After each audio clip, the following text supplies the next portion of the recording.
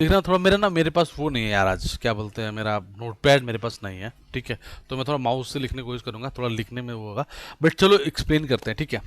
तो एक एक करके एक्सप्लेन करने की कोशिश करते हैं। देखो अभी तक हमने जो एमएल करा है ना, वो एक अलग चीज करी है। अब स्टोरी अलग बनेगी, ठीक है। तो देखो हमने एक ग्रेडियंट देखा, ग्रेडियंट वैसे वर्क करता है, ये सब देखा हमने, ठीक है। और हमने क्लस्टरिंग देख रखी है, ठीक है। नाउ लेट्स गो फॉर मैं क्या बोलूँ उसको, मशीन लर्निंग कन्वेंशनल मॉडल, ठीक है। अब हम बात कर रहे हैं मशीन लर्निंग के जो कन्वेंशनल मॉडल है ना, उन कन्वेंशनल मॉडल्स के बारे में हम बात करेंगे कि क्या क्या कन्वेंशनल मॉडल होते हैं। So let's discuss about those conventional model. तो कन्वेंशनल मॉडल में सबसे पहले तो दो वर्टिकल्स होंगे। One is called your supervised learning, supervised learning, ठीक है। And another is unsupervised. I think आप लोगों को पता भी होगा ना सुपरवाइज्ड और अनसुपरवाइज्ड, ये बताया कभी नहीं बताया? अनसुपर नहीं बताया तो कोई बात नहीं, है ना, बताया था ना। देखो, तो मशीन लर्निंग अगर मान सकते हो इसका दो पार्ट है एक तरह से, सुपरवाइज्ड और one supervised learning. Supervised means जहां पे टारगेट विल बी देयर, है ना। someone will give you any problem with target like कि build a model for temperature, build a model for accuracy। जब भी कोई बोले कि build a model for something, it means a supervised problem। Unsupervised mean someone will just give you data and say just try to find some insight in this data। जब तुम्हें कुछ भी insight find करना होगा इस data के अंदर, मतलब डेटा के बारे में कोई स्पेशल नॉलेज नहीं है, it means it's unsupervised problem. So unsupervised problem कुछ भी हो सकता है, ठीक है। डेटा कैसा भी हो सकता है डेटा टेक्स्ट डेटा हो, नंबर्स हो, कुछ भी हो सकता है, ट्रांजेक्शन हो। अब टेक्स्ट डेटा है तो बहुत ही दिक्कत है, क्योंकि वो डायरेक्टली आप उस पर अनसुपरवाइज लगा नहीं सकते, पहले आपको वर्ड टू वेक करना पड़ेगा ना, उसको नंबर्स में कन्वर्ट करना पड़ेगा, वो एक नेक्स्ट लेवल की प्रॉब्लम है। तो इसके लिए आपको थोड़ा एनएलपी का आइडिया होना चाहिए, then you are able to convert into the number and then you apply unsupervise model on that.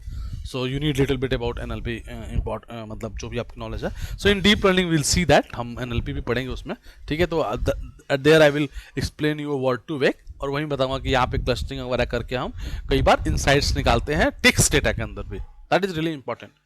सी बहुत इंपॉर्टेंट है। देखो अभी इसको छोड़ते हैं, एक मिनट समझते हैं। देखो ये बहुत ना, मतलब देखो एक्चुअली इतना बड़ा है ना कि कोई भी चीज़ बताना शुरू करो ना तो एक अलग डायरेक्शन में आना चलता है। अब देखो मैं बता रहा हूँ, मैं कहीं और जा रहा हूँ बिल्कुल, अब जो पढ़ाने वाला था उससे थोड़ा अलग डायरेक्शन में जा रहा हूँ, बट इंपॉर्टेंट इसलिए बता रहा हूँ। देखो ध्यान से, ये देखो तुम्हारा ये होता है तुम्हारा एक वाई एक्सिस और ये होता है एक्स एक्सिस। ये सबको क्लियर है ना। अगर मुझे इसमें एंगल निकालना है, सी, एक ये है और एक ये है, मान लो दो वेक्टर है, ठीक है। मान लो मेरे पास दो ही फीचर है, दो ही फीचर है, ठीक है। तो इसका मतलब 2D डेटा हो गया, एक्स और वाई दो ही फीचर है। तो मान लो समझ रहे हो ना मेरी बात को, मैं क्या कहना चाह रहा हूँ, दो ही फीचर है मेरे डेटा के अंदर, दो ही फीचर है, इसका मतलब ऐसे होगा और इसके अंदर एक ऐसे होगा, और फीचर दो ही है भाई, इंपॉर्टेंट बात है, फीचर दो ही है।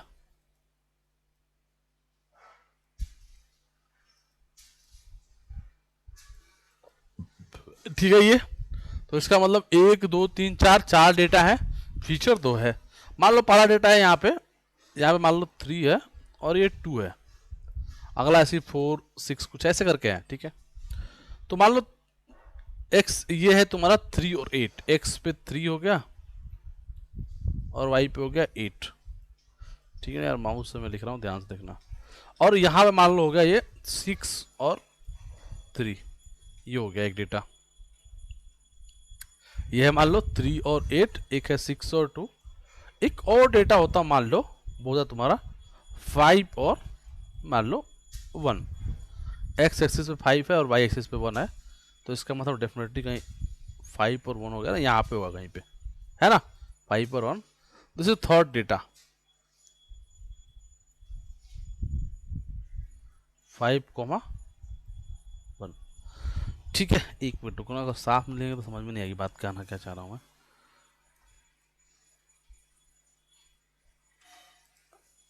ये जो है तुम्हारा ना, ये है 3, 8, ठीक है। ये 6, 3।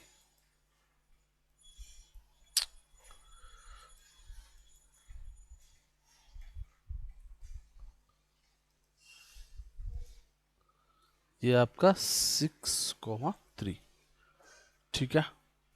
और एक है आपका क्या है 5,1।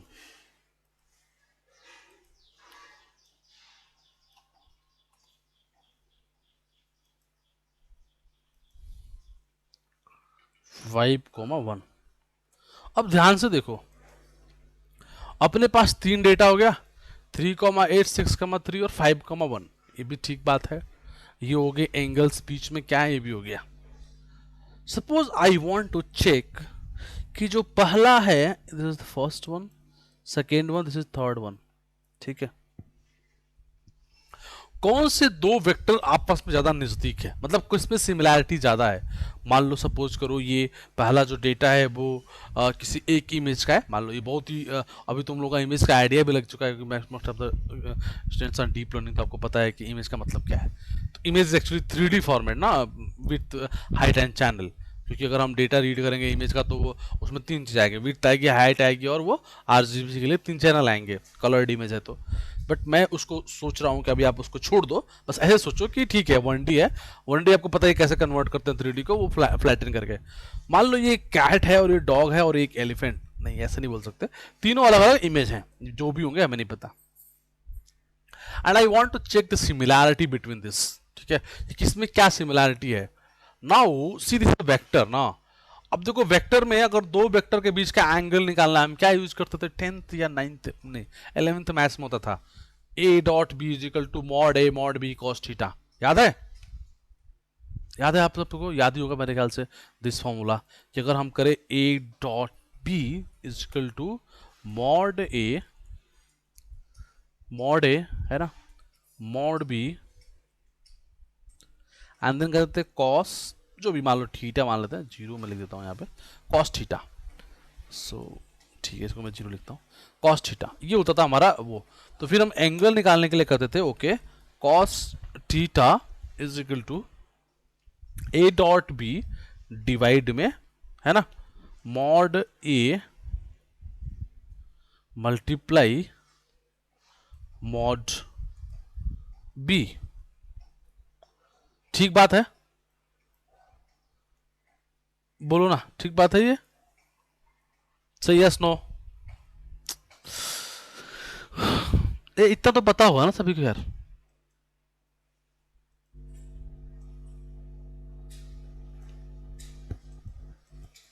ये तो सभी को पता होगा ए डॉट बी। चलो नहीं पता छोड़ो, अगर नहीं पता तो भी देखो। हाँ, तो थीटा इजिकल टू फिर क्या जाता है, कॉस इनवर्स जाता था यहाँ पे। अगर थीटा यहाँ पे देखोगे तो थीटा इजिकल टू आ जाएगा cos inverse A dot B, है ना, वो ऐसे करके निकलता था। सो वो यू कैन कैलकुलेट। देखो पाइथन में we already have library, there is no need to remember this. मैं इसलिए जब मैं थियोरेटिकल बताता हूँ तो मैं पाइथन यूज ही नहीं करता, बिल्कुल हम थ्योरी हर चीज़ में बताने की कोशिश करता हूँ। तो ये पाइथन में करोगे तो तुम्हें सब करने की जरूरत नहीं, वहाँ पर सीधे लाइब्रेरी पड़ी हुई है, लीनियर अलजेब्रा पड़ा हुआ है, लीनियर अलजेब्रा डालोगे आ जाएगा value. Okay, that is separate story. See this, if I use this 3,8 with 6,3, ठीक है, अगर मैं इसके साथ निकालूंगा तो मेरे को एंगल मिल जाएगा इसके बीच का। अगर मैं निकालूं ए डॉट बी, है ना, ए डॉट बी, क्योंकि वेक्टर है, ए वेक्टर है, बी वेक्टर है, ए वेक्टर इसको बोल दूँ, अगर नाम इसका रख दूँ ए वेक्टर, और इसका नाम रखूँ बी वेक्टर, और इसका नाम रखूँ सी वेक्टर। सो अगर मैं ऐसा करूं तो I am able to check कि what is the angle between A and B, what is the angle between A and C, and what is the angle between B and C. So we are able to find all these angles, ठीक है। जो सबसे छोटा angle होगा, suppose I got a very less angle between B and C, that time I can say the more similar this is. See very carefully ना, यहाँ पर देखो मैं एक चीज दिखा रहा हूँ आपको, जैसे दिस इज बी ना, अगर मेरा एंगल छोटा होता चला जाएगा मैं इधर की तरफ मूव करूंगा बी के साथ। अगर बी के साथ मेरा एंगल कम होगा तो और मैं बी की तरफ ही मूव करूंगा, है कि नहीं। और कम हुआ और मूव किया, और कम हुआ और मूव किया, और कम हुआ और मूव किया, जीरो हो जाएगा तो मैं उसी के ऊपर आ जाऊंगा, है कि नहीं, आया ना, है ना। अगर जीरो आ जाएगा तो उसी के ऊपर आ जाऊंगा ना, इसी के ऊपर आ जाऊंगा बिल्कुल। इसका मतलब एकदम सेम चीज होगा। इसका मतलब अगर कोई दो चीज एकदम सिमिलर है 100% और उसके बीच में एंगल निकालोगे तो कितना एंगल आएगा, जीरो आएगा ऑब्वियसली। तो इसकी वैल्यू क्या होगी उस समय, अगर जीरो आ रहा होगा तो इसकी वैल्यू क्या होगी उस समय, इसकी वैल्यू वन होगी ना, कॉस जीरो इज वन, ठीक है, जिससे वन होना चाहिए, होना भी चाहिए, A dot B is equal to ऐसा होना चाहिए कि मॉड ए मॉड बी के बराबर हो, ठीक है, दैट इज बेसिकली द फंडा। अगर वो तुम्हें डेराइव याद है तो कि कैसे वो निकलता है जो, ठीक है, वो अब छोड़ो, वो 11th 12th की मैथ हो गई, तो we are not going to that. See sense ये है कि अब मैं यही बताना चाह रहा हूँ कि ये भी एक अनसुपरवाइज का टेक्निक हो गया, है ना, इसको ऐसे पढ़ाते नहीं है जनरली, अगर आप यूट्यूब पर आप जाओगे कहीं भी जाओगे तो इसको ऐसे सिलेबस में रखते नहीं है, मतलब कोई भी आप कहीं इंस्टीट्यूशन में चले जाओ तो वो ऐसे नहीं रखते कि जैसे अनसुपरवाइज्ड में होगा क्लस्टरिंग होगा, के mean clustering, hierarchical clustering, dB scan, या फिर तुम चले जाओ उसमें क्या बोलते हैं एक और अनसुपरवाइज टेक्निक का प्रॉब्लम होता है जिसमें कि हम फ्रीक्वेंसी कैलकुलेट करते हैं, जिसमें कि आपका एफ बी ग्रोथ मॉडल होता है या फिर तुम्हारा ए आर एम होता है जिसको मार्केट बास्केट बोलते हैं, तो मार्केट बास्केट एनालिसिस बेसिकली वो हो गया। बट कोई भी ये तरीका नहीं रह सकता क्योंकि आप मतलब कहीं भी पढ़ाते नहीं जनरली हम, बट हम काम में इसको ले सकते हैं, हम यूज में स्कूप करते हैं, इससे भी क्लस्टर बन सकते हैं, हमारे पास डेटा है फाइंडिंग की जिसके बीच में सबसे एंगल्स आ रहा है उनको एक साथ करते चले जाओ, this is again another way to do this basically. तो केम इन क्लस्टरिंग जो we are doing, we are same thing doing over there, but ये बस हम डिस्टेंस अलग कैलकुलेट कर रहे हैं, वहां पे हम जब डिस्टेंस केम इन क्लस्टरिंग में कर रहे होते हैं तो हम किससे का डिस्टेंस कैलकुलेट कर रहे होते हैं, इक्विलिब्रियम डिस्टेंस कैलकुलेट कर रहे होते हैं, बट अगर हम उसी को एंगल में कर दें तो यही चीज हो जाएगी, इसका मतलब this is very important for doing the clustering. अब पता नहीं कितने लोग समझ में आया, क्योंकि दिस इज मैथ, है ना, अभी प्योर मैथ है, जिसको समझ में आया होगा उसको समझ में आ गया होगा, जिसको नहीं समझ में आया उसको नहीं समझ में आया होगा, क्योंकि मैथ है, ठीक है, तो इसलिए मैं और डीप में जाना चाहता, नहीं तो हम कहीं और चले जाएंगे, क्योंकि इसके यूजेस बहुत हैं, ये नेक्स्ट लेवल पे यूज़ होता है वर्ड टू वेक में जैसे है, या फिर तुम्हारा जब हम आजकल जब टेक्स्ट प्रॉब्लम को डीप लर्निंग से जो एल वगैरह पे जब ट्रेनिंग करते हैं, तो इवन मैं डीप लर्निंग पढ़ाऊंगा अभी, तो जब हम ट्रेनिंग करते हैं तो उसके ऊपर ना एक लगाते हैं, मतलब अपने न्यूरल नेटवर्क के ऊपर एक ना हम एक मॉडल लगाते हैं वर्ड को डिफाइन करने का, वहाँ पे भी इसकी यूजेस है, मैं बताऊंगा वहाँ पर जब पढ़ाऊंगा, तो अभी दिक्कत हो जाएगी। तो let's discuss again machine learning. So machine learning has two way, supervised और unsupervised. Supervised means data with target, transform में जस्ट डेटा, ठीक है, anyway we already discussed about this clustering and all. Now let's go here. Supervised had two things, okay, either it's a regression problem or it's a classification problem.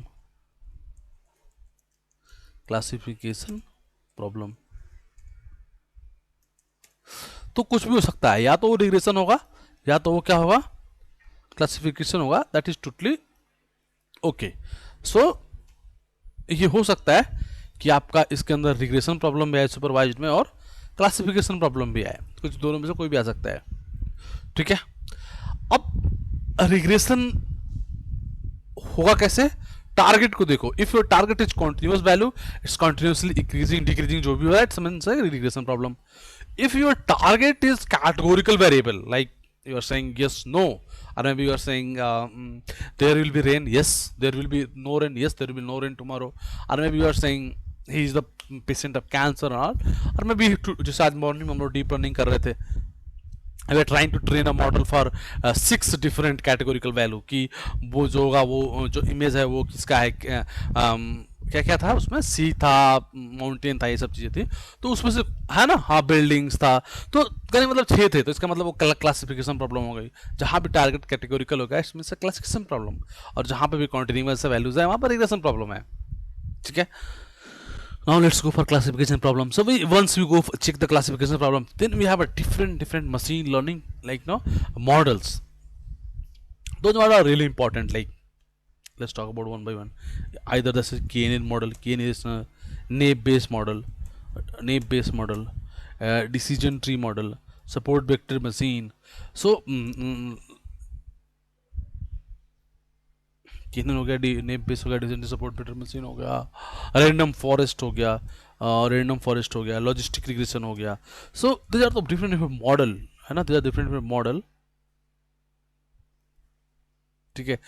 कहाँ चला गया यार, एक तो गायब हो गया, ठीक है। सो डिसीजन ट्री हो गया, सपोर्ट वेक्टर मशीन हो गया, रेप बेस हो गया, केएनएन हो गया, रैंडम फॉरेस्ट हो गया, लॉजिस्टिक हो गया। तो this are the conventional machine learning model for a classification problem, ठीक है।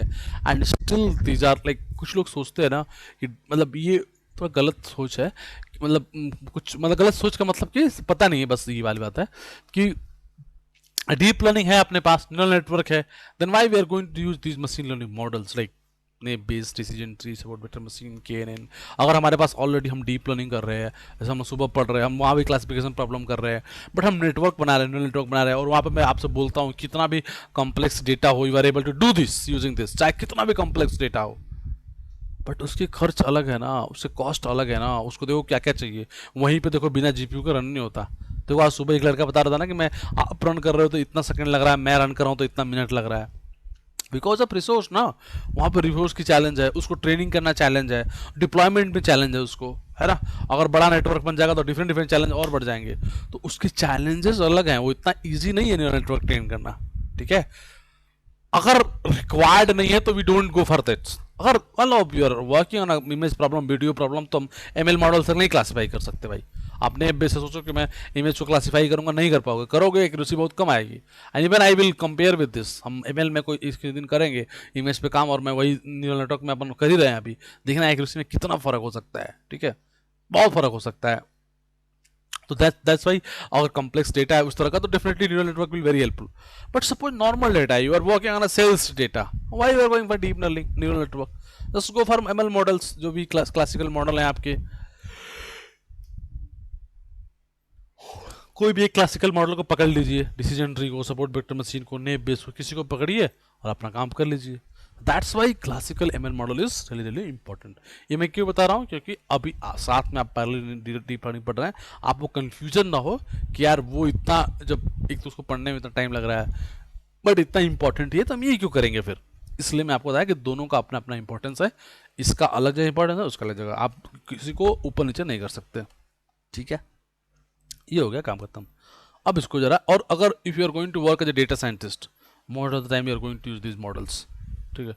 If you are working as ML engineer, that time you are mostly working on deep learning models, ठीक है। दोनों में अंतर है। चलो मैं इसको हटाता हूँ, एक एक करके देखते हैं। तो let's talk about first the सबसे simple one, that is KNN, K nearest neighbor, that is really really simple।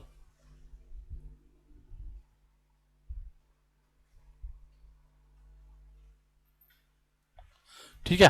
So let's talk about KNN, K nearest neighbour. इसको पहले बात करते हैं KNN के बारे में। देखो सबसे सिंपल है ये, बहुत आसान होता है KNN means K nearest neighbour. देखो इसका फंडा बहुत बहुत आसान है। वो क्या कहता है, देखो ध्यान से, आप एक बार में समझ जाओगे, बहुत फंडा आसान है।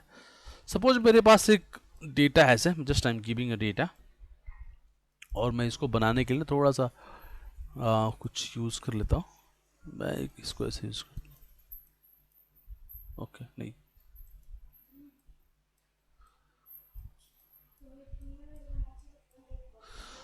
देखो ये कुछ मैंने ना कलर्ड इमेज बना दिया आपको समझने के लिए, ठीक है। और एक और लेते हैं, ये लेते हैं, ये कर लेते हैं। दोनों अलग अलग दिख रहा है ना, कोई अलग अलग अलग दिख रहा है ना।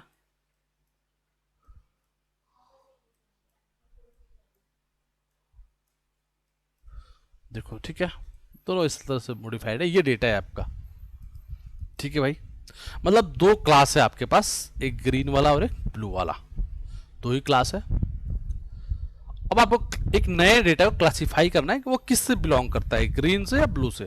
खाने का मतलब है, आप कैसे सोच सकते हैं ग्रीन कैंसर है, ब्लू नॉन कैंसर है। So now the next person come, next patient come, and you have to identify whether he belongs to cancer और not, like this, you just think like this. New data come, may be this data is this and this is come somewhere may be here. Colour change करने दो, let's take this colour, क्योंकि आपको दिखता रहे वो अलग सा। मान लो ये है, एंड थोड़ा बड़ा बन गया, मे बी ये है, and you want to identify, you want to classify this whether it belongs to this green group और blue group, आपको ये क्लासीफाई करना है। तो वो केनन क्या बोलता है, केनन बहुत सिंपल बात बोलता है, वो बोलता है यार कुछ मत करो, मुझको तो जो जिसको करना है, मान लो तुम इसको करना है ना, इससे सबकी डिस्टेंस निकालो, सबकी मतलब सबकी, ग्रीन और ब्लू की सबकी, जितना डेटा है सबका तुमने डिस्टेंस कैलकुलेट कर लिया। और वो कहता है उस डिस्टेंस को सॉर्ट कर दो, सॉर्ट मतलब सबसे छोटा डिस्टेंस है ऊपर, उससे थोड़ा बड़ा, ऐसे करके सॉर्टिंग कर दो। सॉर्टिंग करने के बाद अगर तुम की वैल्यू 5 लेते हो, जनरली 5 ऐसे उनमें से कुछ ले लो, और तुम 5 लेते हो, तो टॉप 5 डिस्टेंस देखो, और टॉप 5 डिस्टेंस में देखो कौन डोमिनेट कर रहा है। अगर ब्लू डोमिनेट कर रहा है, ब्लू डोमिनेट का मतलब सबसे छोटे 5 डिस्टेंस है, उसमें 3 बार ब्लू क्या है, तो you are classified this, you want to classify this as a blue group, it belongs to blue group. लेकिन अगर ऐसा होगा कि 4 ग्रीन के आ गए, नाउ डोमिनेट कौन डोमिनेट कर रहा है, ग्रीन को डोमिनेट कर रहा है, so you have to what, classify this as blue group, sorry green group. समझ में आया कैन कैसे वर्क करता है? इसका एल्गोरिथम बहुत आसान है, ठीक है, इसलिए बहुत सिंपल है, इसलिए मैंने सबसे पहले इसी को पिक किया। सबसे आसान यही है, क्या करना है, just take it that calculate distance from all the data, then you have to sort it, sort करने के बाद just go to the top 5 top 7 and at there try to find कि क्या मिनिमम किससे बन रहा है।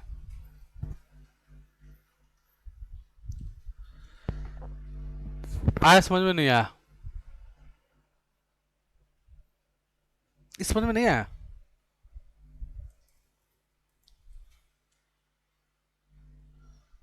प्लीज आस्क ना, समझ में आया नहीं आया?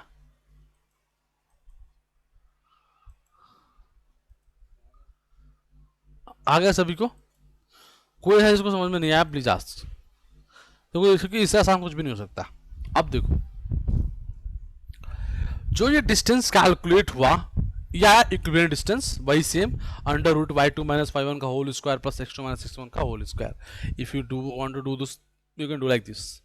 बट अगर यहाँ पे आप में से कोई चाहे कि नहीं मैं इस डिस्टेंस को कैलकुलेट ना करके मैं चाहता हूं कि मैं कैलकुलेट करूं यहाँ पे वही angle distance, you can go for that as well, क्योंकि वहां भी तो हम ऐसे वेरीफाई कर ही सकते हैं ना कौन नियर है और कौन दूर है, क्योंकि वेक्टर वहां पे बनेगा। अगर वेक्टर वहां पे बनेगा तो यू कैन फाइंड ना कि कौन लेस एंगल है कौन ज़्यादा एंगल है, और जो सबसे छोटा एंगल होगा इसको उसमें डाल सकते हो, जो बड़ा एंगल होगा उसको उसमें डाल सकते हो। बात समझ में आ रही नहीं आ रही? बहुत इंपॉर्टेंट बात बता रहा हूँ मैं आपको, क्योंकि ना कई बार क्या होगा, जैसे जैसे let's talk about word, word वाले नंबर्स को थोड़ा सा डिस्टेंस में प्रॉब्लम हो सकती है ना, तो that time angles will be itchy, ठीक है। अब बट जरूरी नहीं है कि नहीं हो सकता, हो तो सकता ही है, होने का तो कुछ भी हो सकता है अगर रियल में बात करें तो, ठीक है, ऐसा कुछ नहीं है जो नहीं हो सकता, ठीक है। मैं खुद ही एक प्रोजेक्ट पे काम किया हूँ जिसमें हम लोग वर्ड टू वेक से 100 जनरेट करते थे वेक्टर, और फिर उससे हम लोग डिस्टेंस कैलकुलेट करते थे। तो ऐसा कुछ नहीं है, करना चाहे तो कर सकते हैं, ठीक है। ऐसा मतलब ये कोई हार्ड एंड रूल नहीं है कि नहीं कर सकते, if you want we can do this, ये हमेशा हमारे पास है, हम जैसे चाहे वैसे कर सकते हैं, ठीक है। तो बट आपको पता होना चाहिए, अगर पता नहीं है तो आप फंस जाओगे, आप कभी भी नहीं कर पाओगे इसके ऐसे सॉल्यूशंस, ठीक है। Got it? Anyone any doubt in this? ठीक है, दिस KNN, के नियरेस्ट नेबर, ठीक है, नाम भी है नियरेस्ट नेबर। अच्छा, इसमें ना एक इंटरव्यू में क्वेश्चन बनता है, let me discuss that also. Sometimes they ask no कि what is the biggest problem in KNN, what is the like सबसे बड़ा डिसएडवांटेज क्या है KNN का? कोई सोच सकता है क्या डिसएडवांटेज है यहाँ पे KNN का? It is really very big disadvantage, ठीक है। जनरली वो पूछते हैं इंटरव्यू में KNN का सबसे बड़ा डिसएडवांटेज आपके हिसाब से क्या है? Anyone just let me no.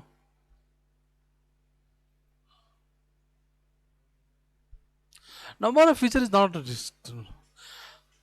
हाँ बट नंबर ऑफ फीचर बढ़ेंगे जरूर, कैलकुलेशन थोड़ा कठिन होता है बट फिर भी हाँ ये तो होता है, बट आई बिलीव कि हाँ, बट इससे भी बड़ा एक प्रॉब्लम है यहाँ पे। हाँ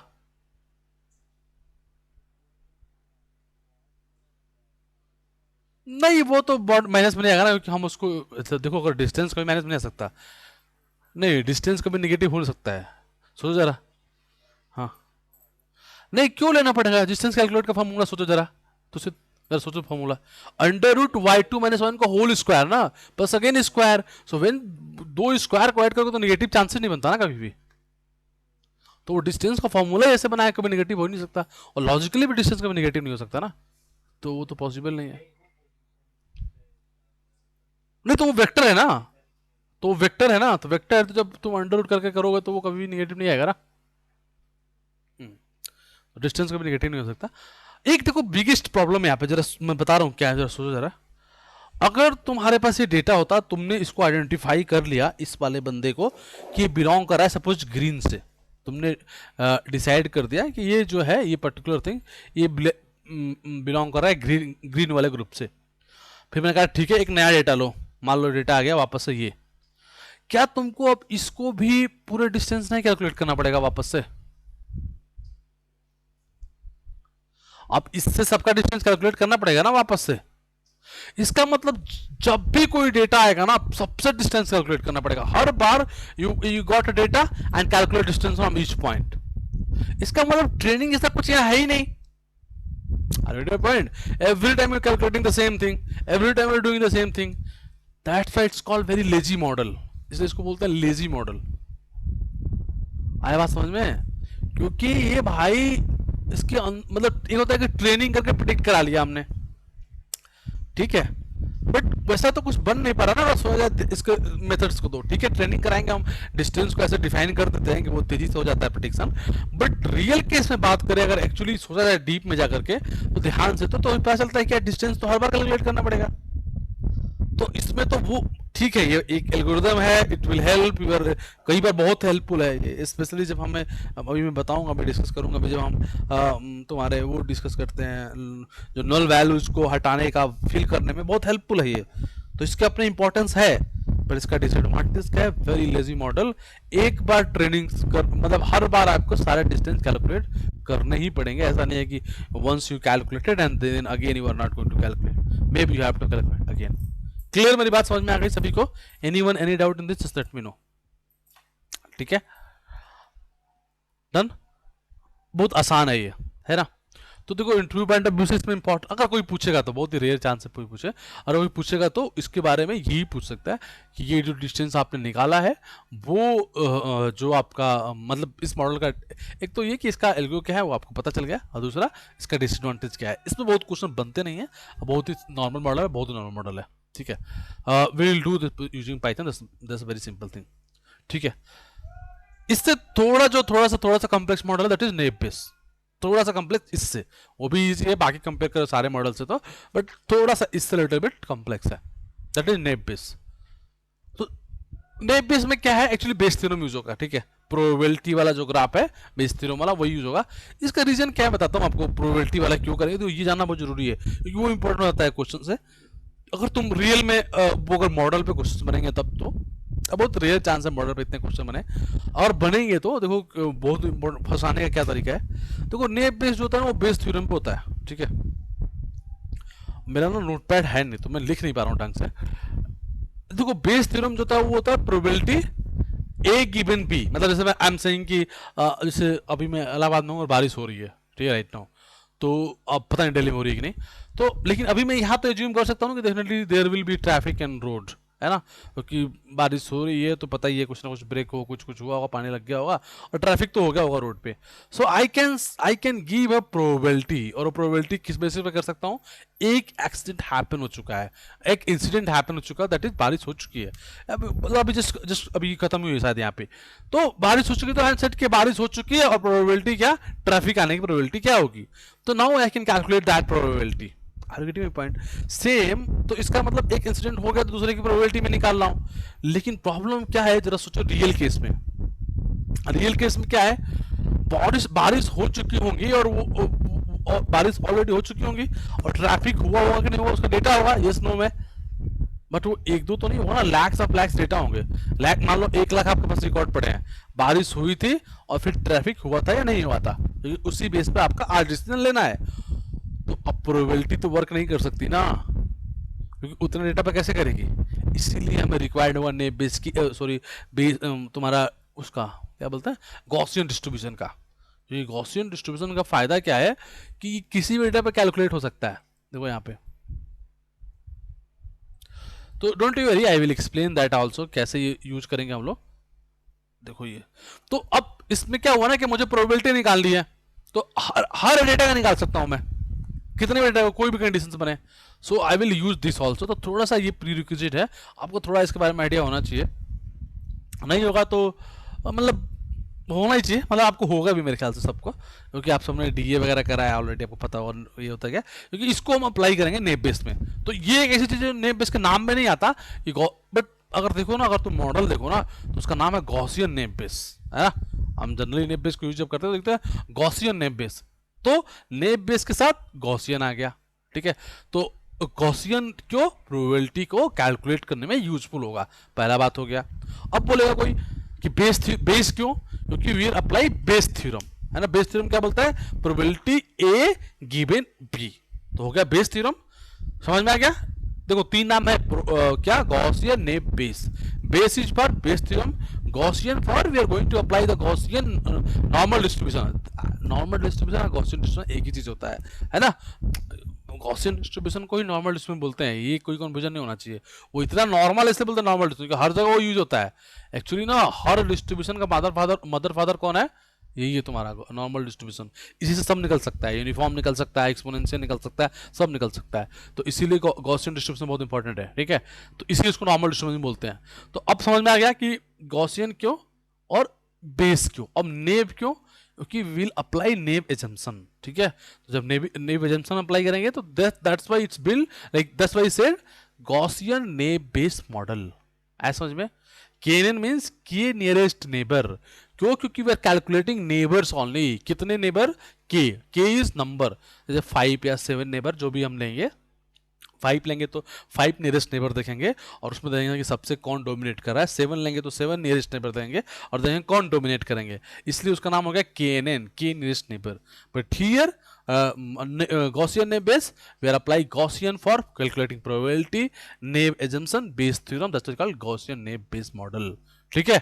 अब कैसे अप्लाई होगा, दैट विल सी कैसे अप्लाई होगा, दैट्स बहुत अलग तरीके से अप्लाई होता है, केएनएन की तरह अप्लाई नहीं होता, इसमें बहुत सब कैलकुलेट करना पड़ता है, ठीक है। बट वो मेरे पास है नहीं नोट पैड, नहीं तो मैं उसको समझाता, इसलिए उसको मैं बाद में समझाऊंगा। लेकिन पहले कल हम ना इसकी प्रोग्रामिंग करेंगे, किसी केएनएन की, दोनों तरीके से, एसक्यूएल से भी करेंगे और पहले इसको स्क्रैच से, पाइथन से करेंगे। देखो कोई पूछ सकता है कि स्क्रैच से करना जरूरी है क्या, तो जरूरी इसलिए कि तुम्हें ना अंडरस्टैंडिंग तुम्हारी बिल्ड हो जाए, ठीक है। वैसे तो अगर काम करोगे ऑफिस में कहीं इंडस्ट्री में तो तुम्हें एसक्यूएल यूज़ करना है, बट एसक्यूएल यूज़ करने के लिए ना बहुत फंडामेंटल रिक्वायर्ड होते हैं कि कौन सा पैरामीटर डाले, क्या डाले। उसके लिए अगर आप मैनुअल कर लो ना एक बार खुद से, पाइथन से लिख दो प्रोग्राम, तो ना आप बहुत कॉन्फिडेंस हो जाते हैं मॉडल को लेकर के कि यार यहाँ पे चलने जा सकते हैं, यहाँ पे चलने जा सकते हैं, ठीक है। तो ये है, बट हाँ वो अवेलेबल है, पाइस्पार्क में भी अवेलेबल है, एसक्यूएल में भी अवेलेबल है, तुम्हारे क्या बोलते हैं जो अमेजन का है, क्या बोलते हैं, सेज मेकर पे भी केएनएन अवेलेबल है। तो केएनएन इज हर प्लेटफॉर्म पे अवेलेबल है, कहीं भी उसको अगर एक बार समझ गए कैसे यूज करते हैं तो आपकी कंपनी जो भी, मतलब किस कंपनी में सीधे आजकल सेज मेकर पे काम हो रहा है तो सेज मेकर पे भी केएनएन अवेलेबल है। अगर एसक्यूएल पर होगा तो एसक्यूएल में भी है, और कोई पाइस्पार्क पे कर रहा है तो पाइस्पार्क में अवेलेबल है, हर जगह अवेलेबल है। बिग डेटा टूल पे भी अवेलेबल है, तो अगर आप जैसे चाहो वैसे उसको यूज कर सकते हो, ठीक है। तो देखो tomorrow will do the coding for that, ठीक है। इसके लिए कोड करेंगे अपन कल, ठीक है, केएनएन के लिए, क्योंकि वो मैं नहीं पढ़ा सकता, मेरे पास अब तक नोटपैड नहीं रहेगा। तो मैं अभी इलाहाबाद में, मेरे पास नोटपैड वो दिल्ली में छूट गया है, मैं भूल गया लाना, तो क्योंकि फिर मैं समझा नहीं पाऊंगा कि एक्चुअली प्रोबेबिलिटी कैसे बन रही है, क्या बन रहा है, तो फिर फील नहीं आता कि यार कहाँ पे जा रहा है, क्या जा रहा है, ठीक है। डन। तो देखो डीप लर्निंग में हम मतलब मैं इसको पैरेलल लेके चल रहा हूँ कि डीप लर्निंग आप लोग जो लोग भी कर रहे हैं वहाँ पे आपको दिक्कत ना हो कि यार इसका एमएल का प्रीरिक्विजिट है और वो पार्ट वहाँ पे नहीं हो, तो मैं इसीलिए इस तरह से एमएल पढ़ा रहा हूँ कि वहाँ पर अभी कोई प्रॉब्लम ना हो, ठीक है। एट द सेम टाइम मैं एमएल को भी सेपरेटली पढ़ा रहा हूँ कि मतलब कुछ छूटे ना एमएल में, लेकिन हाँ ये ध्यान रखते हो कि एमएल का वो टॉपिक में ले रहा हूँ जो डीप लर्निंग में कहीं यूज पाएगा, तो आपको कहीं पर भी कोई वहाँ पे प्रॉब्लम ना हो कि अरे ये वाला टॉपिक तो पढ़ा नहीं हमने। तो डीप इस तरह से मैं दोनों बैचेस को एक साथ रन कर रहा हूँ, ठीक है, पैरेलली में, ठीक है। और सिक्वल जो भी करेंगे सिक्वल अपने टाइम पे होगी, ठीक है। चलो thank you to all of you, thank you, bye.